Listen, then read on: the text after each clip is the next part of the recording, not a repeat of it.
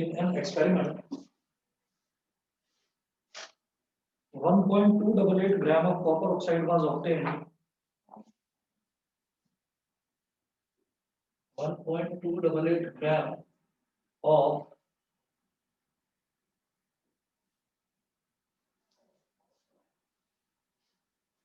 copper oxide was obtained from 1.03 gram of copper. Was obtained from 1.03 gram of copper.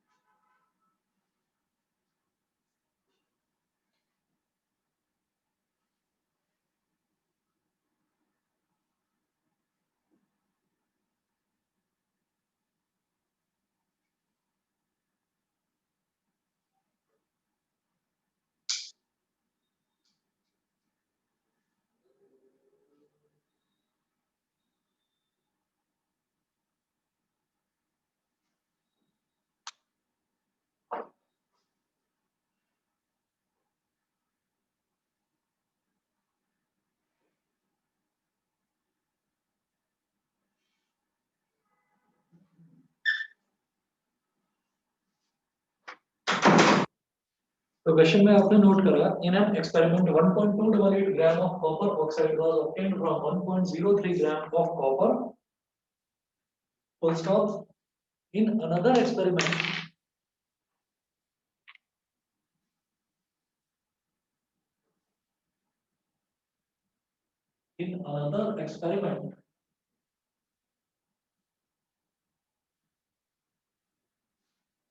in another experiment 3.672 gram of copper oxide 3.672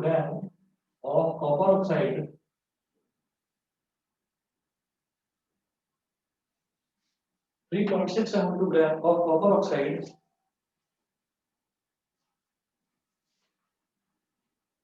of copper oxide gave on reduction gave on reduction gave on reduction 2.938 gram of copper 2.938 gram of copper.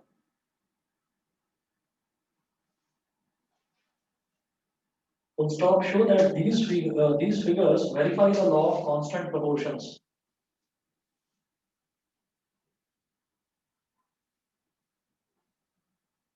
Show that these figures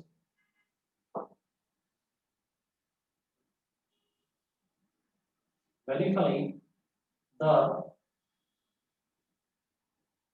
law of constant proportions.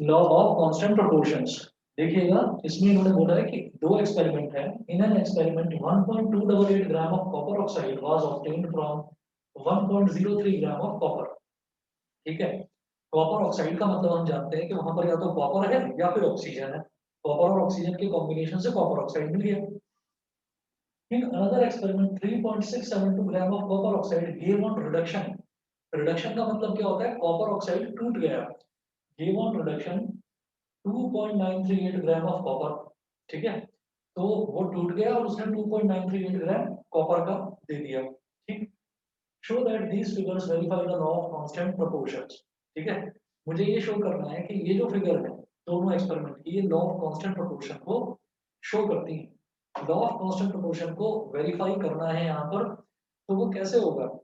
हम ये कहेंगे कि अगर जब हम बात करते हैं कि कॉपर है, तो 1.288 gram of copper oxide was obtained from 1.03 gram of copper. 1.03 gram copper अगर है, तो उससे कितना कॉपर ऑक्साइड बनेगा? 1.288 ग्राम कॉपर। ठीक है, उसी तरह से 3.672 ग्राम कॉपर ऑक्साइड है, तो उससे टूट के कॉपर कितना बनेगा? वो उल्टा, मतलब ये उल्टा एक्सपेरिमेंट है।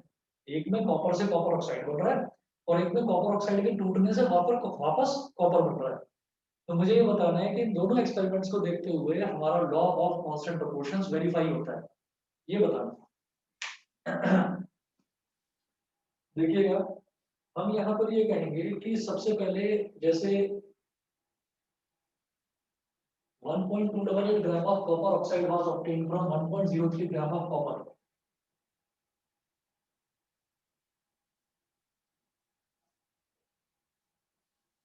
तो मास ऑफ कॉपर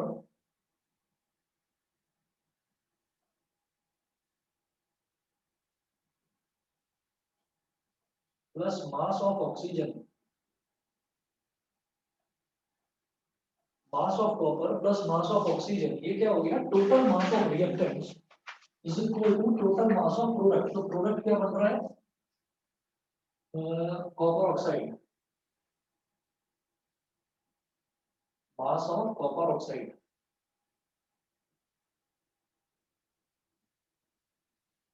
तो mass of copper plus mass of oxygen is equal to mass of copper oxide, ये हमारे पास है, ये हम जानते हैं by the law of conservation of mass. तो मास ऑफ कॉपर मेरे पास है 1.288 ग्राम ऑफ कॉपर ऑक्साइड, यानी कि कॉपर ऑक्साइड का मास है 1.288 gram, was obtained from 1.03 gram of copper. तो कॉपर का mass 1.03 gram plus mass of oxygen, वो हमें नहीं पता, is equal to mass of copper oxide. Copper oxide का मास कितना है? 1.288 ग्राम, 1.288 ग्राम। तो मास ऑफ ऑक्सीजन कितना हो जाएगा?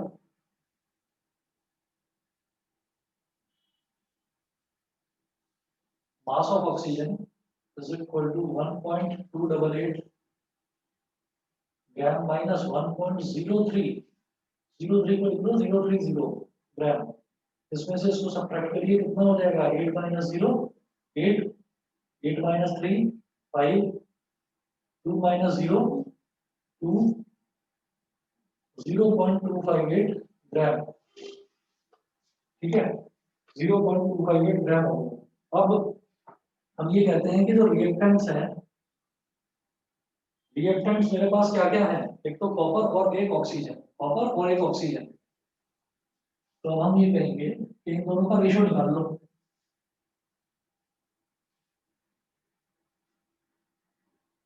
मास ऑफ कॉपर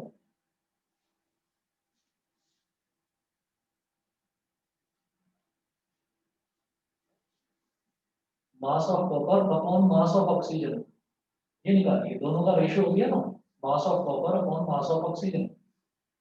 तो कॉपर का मास कितना है? देखिए, कॉपर का मास 1.03 ग्राम, तो देखिए 1.03 अपॉन ऑक्सीजन का मास 0.258 ग्राम, 0.258 ग्राम। जरा डिवाइड करने की कोशिश करो, 1.03 अपॉन 0.258, पॉइंट गया तो ऊपर आ गया 1000, पॉइंट गया तो नीचे आ गया 100, दो जीरो से दो जीरो कट गया, 1030 अपॉन 258, 1030 को 258 से डिवाइड करिए आप, और देखो कितनी वैल्यू आ रही है। मैं कुछ अप्रोक्सीमेट वैल्यू ले लूंगा,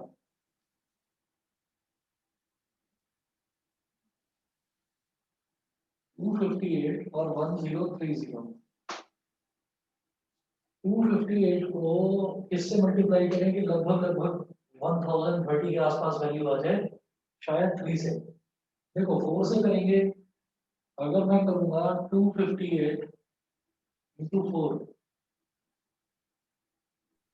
तो 4 8 जा 32, 3 कैरी आ गया, 4 5 जा 20 और 3 23 2 कैरी आ गया 4 टू द 8 और 2 10 1032 इसमें बस दो ही ज्यादा आ रहा है तो मैं ये कहूंगा कि ये अप्रोक्सीमेटली इक्वल टू 4 हो जाएगा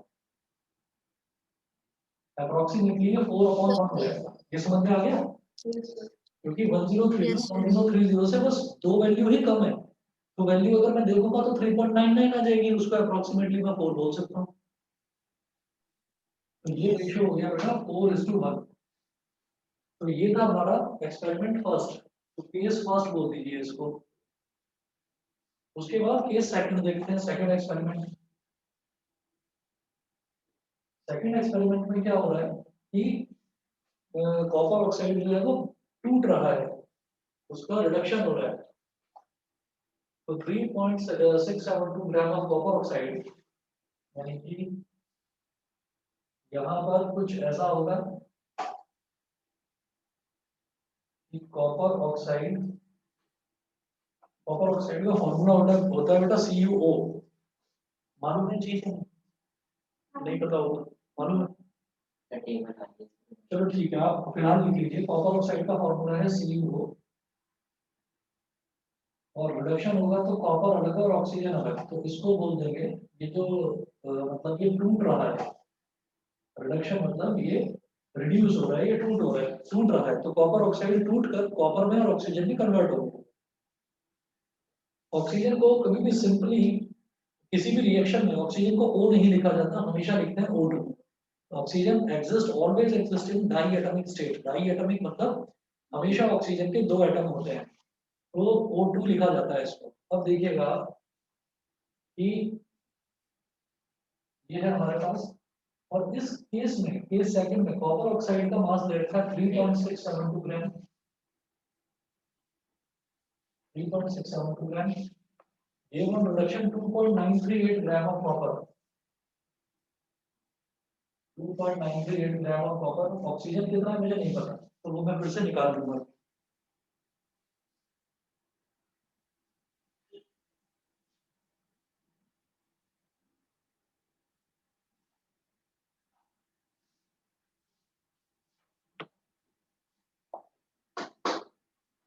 अब देखो इसमें क्या होगा हम कहेंगे mass of copper oxide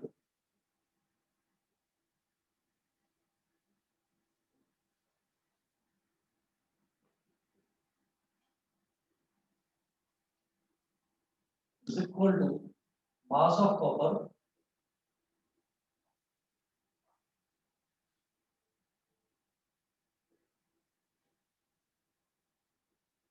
plus mass of oxygen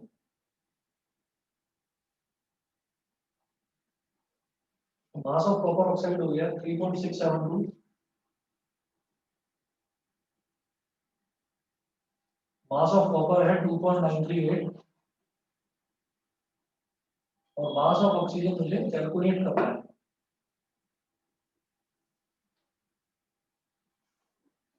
तो मास ऑफ ऑक्सीजन कितना हो जाएगा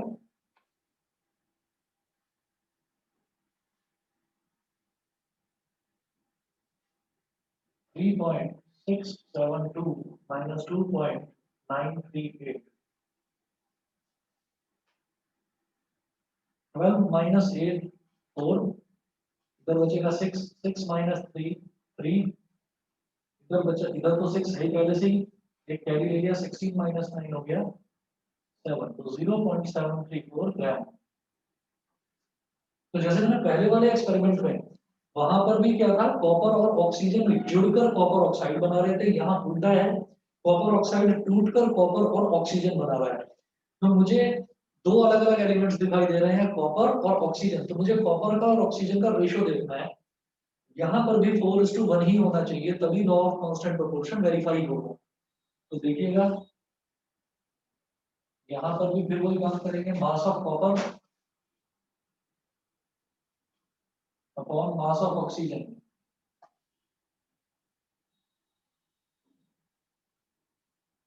कॉपर का मास 2.938 अपॉन ऑक्सीजन का मास 0.734 2.938 अपॉन 0.734, पॉइंट गया तो नीचे 1000, पॉइंट गया तो ऊपर 1000, 1000 से 1000 कैंसिल आउट हो गया। 734 से 2938 को डिवाइड करिए। मैं इधर से क्वेश्चन मिटा रहा हूँ।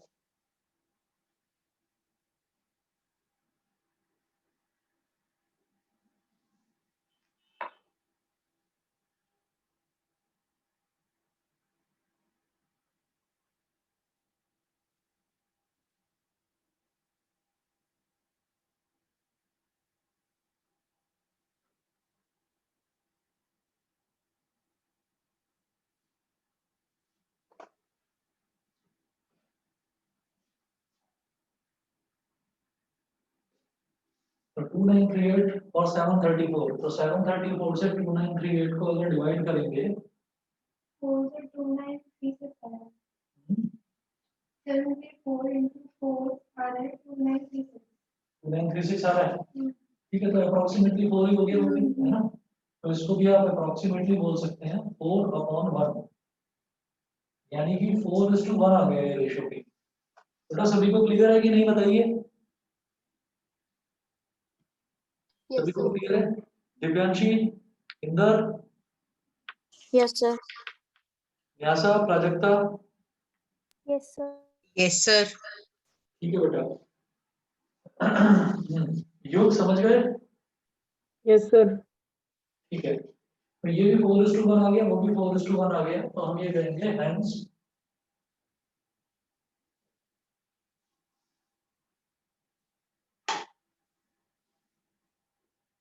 law of constant proportions, hence law of constant proportions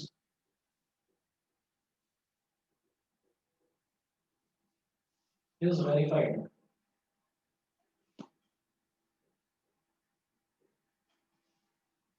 ठीक है, उसके बाद देखते हैं जी एक और क्वेश्चन है। Hydrogen and oxygen, question number 2, hydrogen and oxygen combined in the ratio of 1:8 by mass to form water.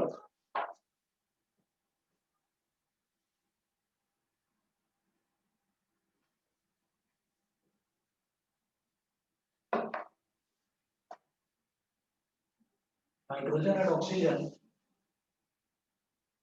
combined in the ratio of combined in the ratio of 1:8 by mass. Hydrogen and oxygen combined in the ratio of 1:8 by mass to form water. To form water. Full stop. What mass of oxygen gas would be required? What mass of oxygen gas would be required? What mass of oxygen gas would be required to react completely? Would be required to react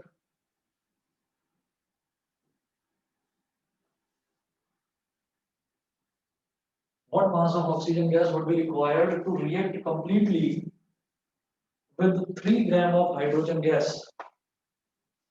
To react completely with 3 gram of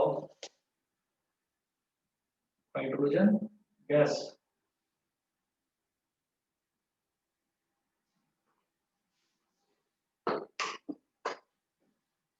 Hydrogen and oxygen combined in the ratio of 1:8 by mass to form water. Hydrogen और oxygen 1:8 के ratio में combine करते हैं, ठीक है। What mass of oxygen gas would be required to react completely with 3 gram of hydrogen gas? What mass of oxygen gas, मुझे कितना oxygen gas चाहिए to react completely with 3 gram of hydrogen gas? तो सीधा सीधा है,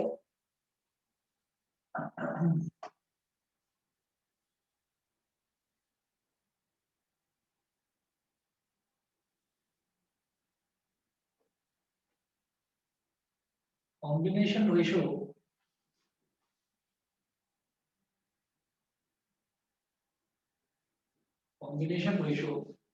of hydrogen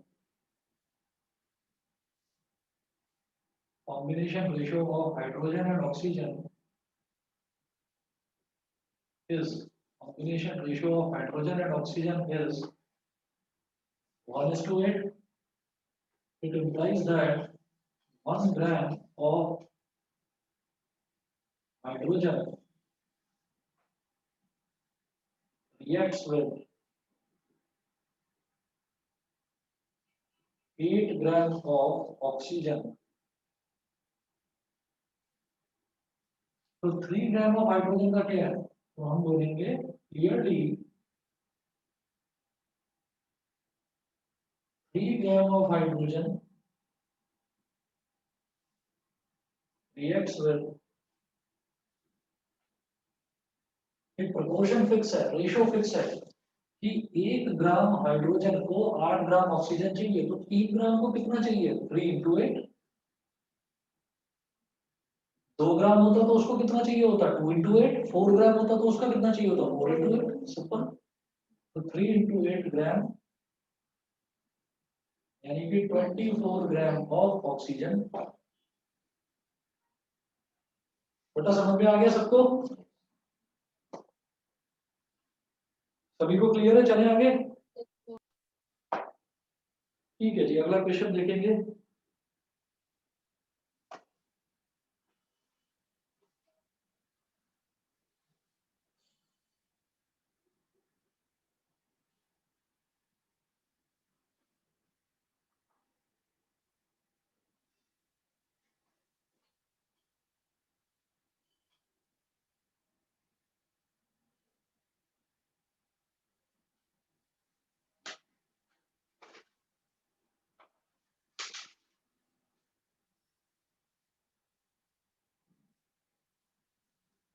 ये question number 2 था।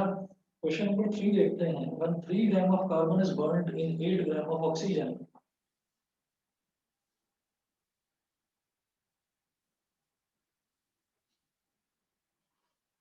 when 3 gram of carbon is burnt in, when 3 gram of carbon is burnt in 8 gram of oxygen, 3 gram of carbon is burnt in 8 gram of oxygen, comma 11 gram of carbon dioxide is produced. 11 gram of carbon dioxide is produced. 11 gram of carbon dioxide is produced. Full stop. What mass of carbon dioxide will be formed?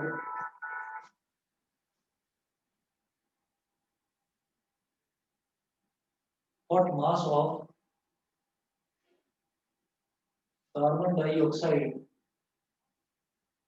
What mass of carbon dioxide will be formed? What mass of carbon dioxide will be formed when 3 gram of carbon is burnt in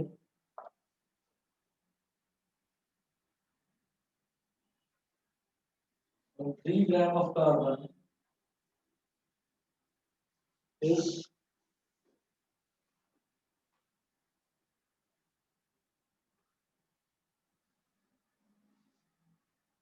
when 3 gram of carbon is burnt in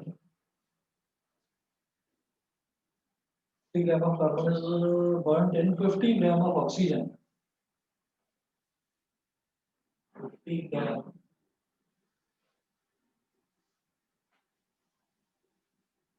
of oxygen.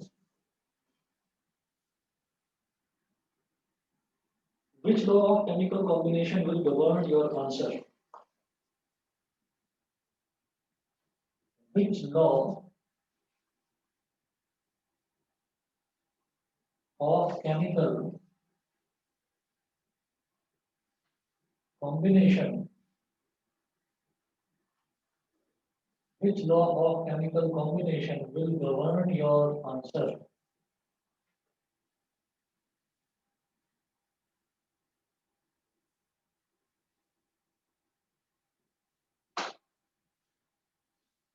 ठीक है, अब आप ये देखिएगा कि यहाँ पर ना एक चीज दे रखी है, 3 gram of carbon is burned in 8 gram of oxygen, 11 gram of carbon dioxide is produced.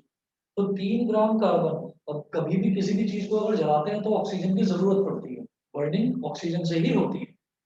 तो when 3 gram of carbon is burnt in 8 gram of oxygen, 11 gram of carbon dioxide is produced। ये जानबूझकर आपको confuse करने के लिए दे रखा है। आपके दिमाग में ये आ सकता है कि 3 ग्राम कार्बन है और 8 ग्राम ऑक्सीजन है, 3 ग्राम कार्बन और 8 ग्राम ऑक्सीजन, तो उन दोनों का जो एडिशन है वो 11 ग्राम ऑफ कार्बन डाइऑक्साइड के बराबर बैठ रहा है। 3 + 8 11। अगली कंडीशन, अगला पूछा गया इन्होंने, what mass of carbon dioxide will be formed when 3 gram of carbon is burnt in 50 gram of oxygen। बहुत बच्चे क्या कर देते हैं कि 3 ग्राम कार्बन है और 50 ग्राम ऑक्सीजन है, तो वो 3 + 50 करके 53 ग्राम बोल देते हैं कि कार्बन डाइऑक्साइड 53 ग्राम बन गया। ठीक है, लेकिन वो गलत हो जाएगा। क्या है, 3 gram of carbon is burned in 8 gram of oxygen, मतलब ये 3 ग्राम जो कार्बन है ना, ये जल गया, ये बर्न हो गया, is burned in 8 gram of oxygen, तो 11 ग्राम कार्बन डाइऑक्साइड मिली। ठीक है ना, तो इसका मतलब 3 ग्राम कार्बन को, बर्न का मतलब ये पूरी तरह से जल गया, तो 3 ग्राम कार्बन को जलने के लिए कितना ऑक्सीजन चाहिए? सिर्फ 8 ग्राम ऑक्सीजन चाहिए। मेरी बात समझ में आ गई? यहाँ पर जो भी क्वेश्चन, अगर मान लीजिए इस पर आप स्टार मार्क कर देना, और ये वाला क्वेश्चन है भी देखिए एनसीईआरटी का, तो ये एग्जाम में पूछा जा सकता है।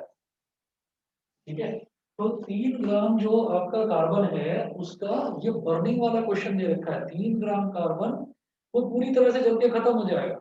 ठीक है, और फिर ये कार्बन डाइऑक्साइड गैस बनेगी 11 ग्राम, यानी कि 3 ग्राम कार्बन को केवल 8 ग्राम ऑक्सीजन चाहिए। अब फिर से मेरे पास 3 ग्राम है, तो 3 ग्राम कार्बन को जलने के लिए, बर्निंग के लिए कितनी ऑक्सीजन चाहिए? 8 ग्राम। आप उसको कितनी दे रहे हो? 50 ग्राम। तो आप कितनी भी दे दो, आप 100 ग्राम दे दो, आप 1000 ग्राम दे दो, क्या फर्क पड़ता है?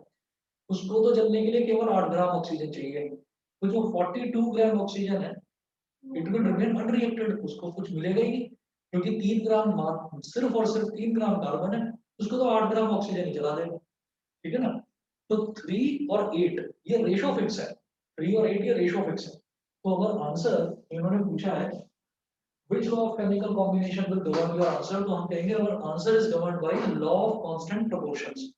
समझ गए? हम ये कहेंगे our answer is governed by law of constant,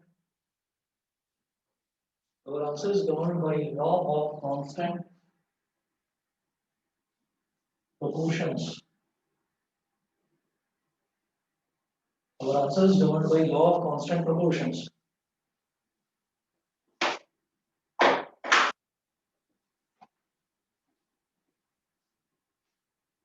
Since it is given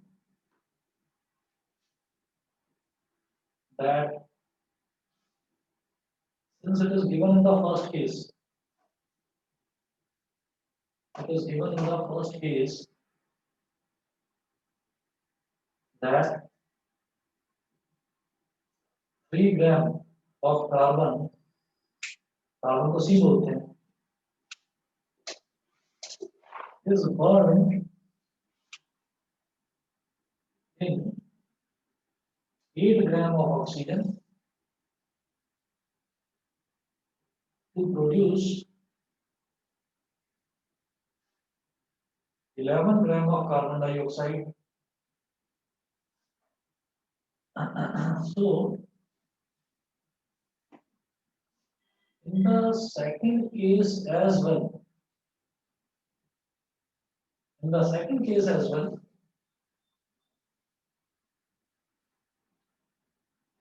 3 gram of carbon would require only 8 grams of oxygen to burn completely and produce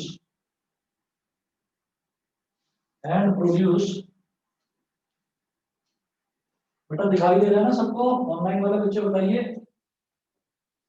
Yes, sir. दिख रहा है? न्यासा, प्राजक्ता बताइए। Yes, sir. Yes, sir. ठीक है जी।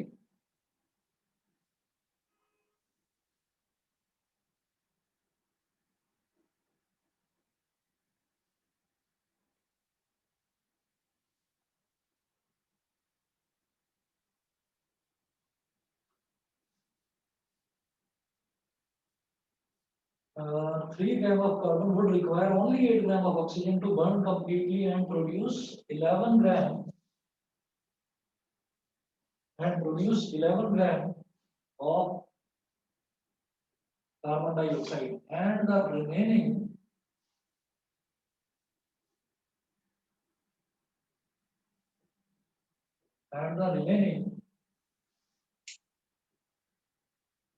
42 grams of oxygen will remain unreacted. 42 ग्राम जो बची हुई oxygen है, क्यों? क्योंकि टोटल ऑक्सीजन कितनी दे दी थी हमने? 50 ग्राम। तो जो बची हुई 42 ग्राम ऑक्सीजन है वो अनरिएक्टेड। ठीक है, समझ गए? तो ये केस जो है, ये जानबूझकर ये क्वेश्चन कंफ्यूज करने के लिए दिया गया था कि बच्चे देखेंगे 3 ग्राम 8 ग्राम दोनों का टोटल 11 ग्राम, तो कहीं कंफ्यूज ना हो जाए। याद रखिएगा, बर्निंग वाला जो भी क्वेश्चन होता है, बर्निंग वाले क्वेश्चन में हमारा लॉ ऑफ कांस्टेंट प्रोपोर्शन भी लगेगा। ठीक है, अगला देखिएगा, ये भी एनसीईआरटी का क्वेश्चन है, इंपॉर्टेंट है। Question number 4, 0.24 gram sample of compound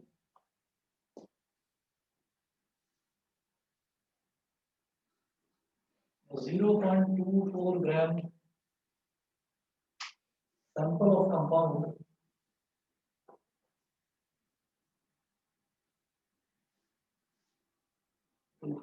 sample of compound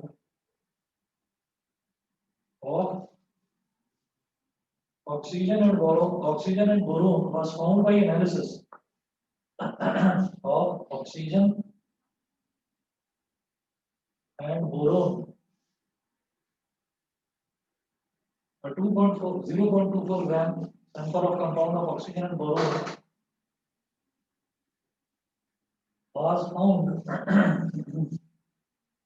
by analysis to contain was found by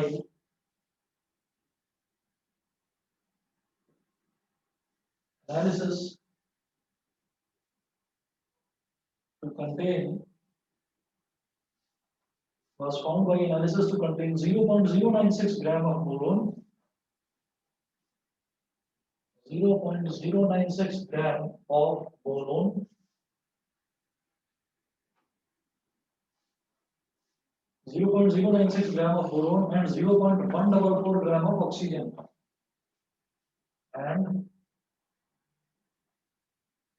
0.144 gram of oxygen.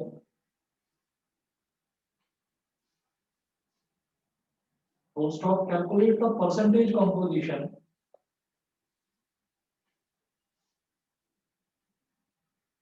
calculate the percentage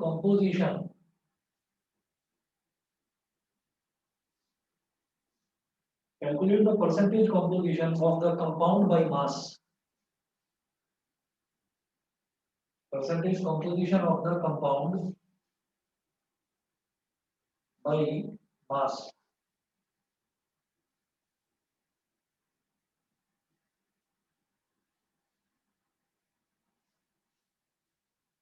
percentage composition पूछ रहे हैं। परसेंटेज कॉम्पोजिशन का मतलब ये है कि जैसे रेशो होता है ना, तो रेशो तो हमारा, जैसे मान लीजिए हमने बोला था कि जो वाटर है, वाटर में हाइड्रोजन और ऑक्सीजन का जो कॉम्बिनेशन रेशो होता है वो 1:8 होता है। ठीक है, ये 1 ग्राम हाइड्रोजन है अगर, तो उसको 3 ग्राम ऑक्सीजन चाहिए होगी। ठीक, तो उसी तरीके से अब आगे देखिएगा,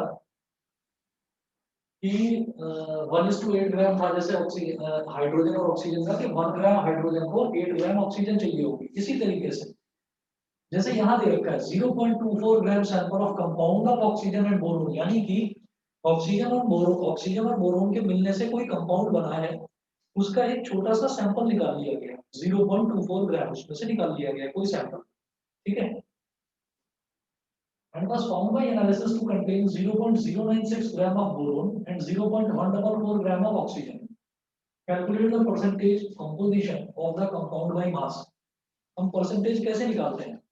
हम परसेंटेज ऐसे निकालते हैं कि जैसे मान लीजिए हमने कहा कि हमारे फिजिक्स में कुछ नंबर आए, मान लीजिए 100 में से 75 आ गए हमारे नंबर, तो हम क्या करेंगे, मार्क्स हमारे कितने आए हैं 75, टोटल मार्क्स कितने थे 100, 75/100, ठीक है, मल्टीप्लाइड बाई 100।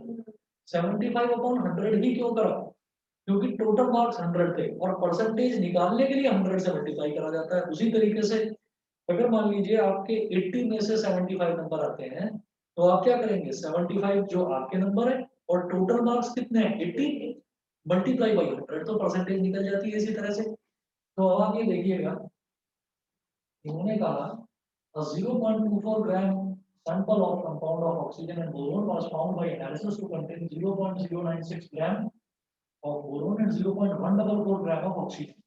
तो पहले तो ये देख लो क्या इन दोनों का टोटल इसके बराबर है या नहीं है, पहले तो ये देख लीजिए। हम ये कहेंगे mass of boron plus mass of oxygen. तो बोरोन का मास देखिए 0.096 ग्राम ऑफ बोरोन, तो 0.096 और ऑक्सीजन का मास 0.144, ये 0.24 के बराबर आ जाए तो ठीक है।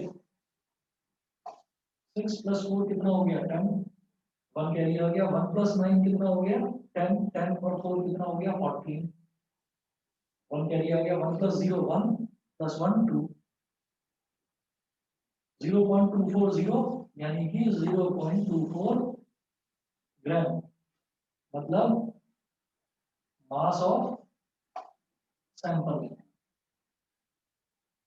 जो सैंपल था, जो हमने एक छोटा सा टुकड़ा निकाला, उसका मास यही है, उसमें इतना ग्राम बोरोन है, इतना ग्राम ऑक्सीजन है, तो इसकी परसेंटेज कंपोजिशन निकालना बेहद आसान। जैसे हम अपने मार्क्स की परसेंटेज निकालते हैं ना, कि marks obtain upon total marks into 100, यहाँ पर मास की परसेंटेज निकालेंगे। जैसे क्या हो जाएगा, mass of boron upon total mass into 100।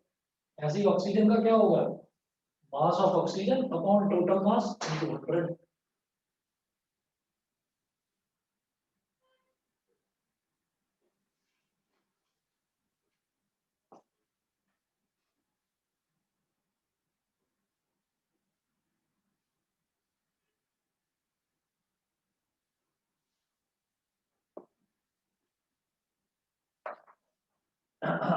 तो percentage composition of boron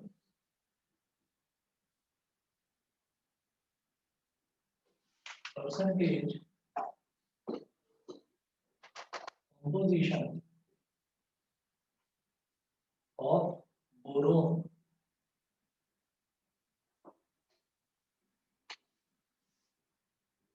is equal to mass of boron upon total mass. क्या है, मास ऑफ सैंपल के equal mass of sample into 100। Boron का मास 0.096, 0.096 upon mass of sample 0.24 multiplied by 100। Point गया तो नीचे आ गया 1000, point गया तो ऊपर आ गया 100। 2 0 से ये 2 0 कट गए, 1 0 से ये वाला 0 कट गया, ऊपर बचा 960, नीचे बचा 24, तो 24 4 96 होता है, तो ये हो गया 40%। 40%। उसके बाद परसेंटेज कॉम्पोजिशन ऑफ बोरोन, मुझे मालूम है इसमें दो ही एलिमेंट्स हैं, एक बोरोन है और एक ऑक्सीजन है। टोटल परसेंट 100% होता है, तो 40% है तो मालूम है कि ऑक्सीजन 60% ही आएगा, लेकिन फिर भी कैलकुलेट करके देख लेते हैं, वेरीफाई हो जाएगा, है ना। तो percentage composition of oxygen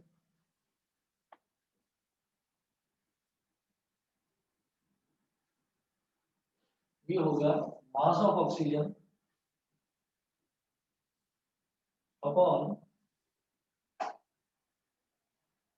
mass of sample into 100। अभी देखिए ऑक्सीजन का मास कितना है, ऑक्सीजन का मास 0.144 और सैंपल का मास 0.24। चलिए 0.240 बोल दीजिए, मल्टीप्लाइड बाई 100। उससे क्या हो गया, पॉइंट के बाद 3 डिजिट है, यहाँ भी पॉइंट के बाद 3 डिजिट है, तो पॉइंट से पॉइंट कैंसिल हो जाएगा, ये 100 और 1000 करने की जरूरत नहीं पड़ेगी। एक जीरो से ये जीरो काट दीजिए, 12 2 सा 24 और 12 12 सा 144, हाँ, और 2 6 सा 12 और 6 10 सा 60, ये आ गया 60%। तो बोरोन का कितना हो गया 40% और ऑक्सीजन का कितना हो गया 60%। इसका मतलब क्या हुआ कि हमने जो करा है वो हमारा डेटा पूरी तरीके से ठीक है, इसमें कहीं कोई गलती नहीं है। बताइए बेटा, सबको समझ में आ गया?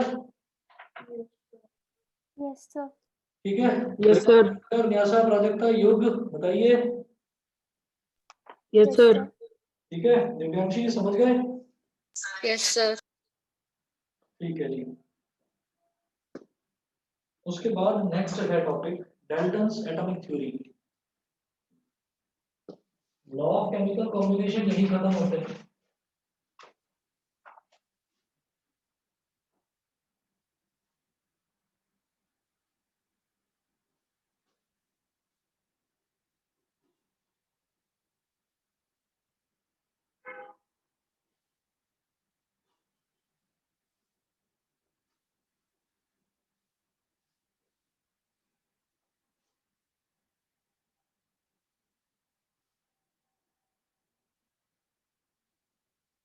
डाल्टन्स एटॉमिक थ्योरी, हमें क्या करना है, अलग अलग साइंटिस्ट की थ्योरी है हमारे सिलेबस में, जो थ्योरीज हैं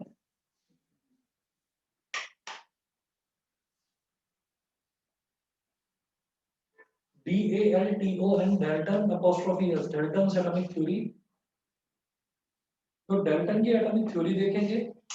डाल्टन की एटॉमिक थ्योरी के बाद में हमें ये देखना है कि सिंबल ऑफ एलिमेंट्स क्या हैं, फिर एटम्स एंड मॉलिक्यूल्स को डिटेल में करेंगे, और जो सबसे इंपॉर्टेंट इस चैप्टर का अगर कोई टॉपिक है तो वो है mole concept, mole concept of atoms and mole concept of molecules. तो फिर नेक्स्ट क्लास में करते हैं, क्योंकि अभी 5 मिनट बचे हैं, उसमें मैं पूरी थ्योरी बता नहीं पाऊंगा। थ्योरी के पोस्टुलेट्स हैं, पोस्टुलेट्स का मतलब कुछ रूल्स हैं, तो वो 10 रूल दे रखे हैं, तो वो 10 के 10 रूल आपको समझने होंगे, वो करवाता हूँ नेक्स्ट क्लास में। ठीक है, आज के लिए बेटा इतना ही करेंगे। Thank you, sir. चलिए okay. Thank you, sir. Okay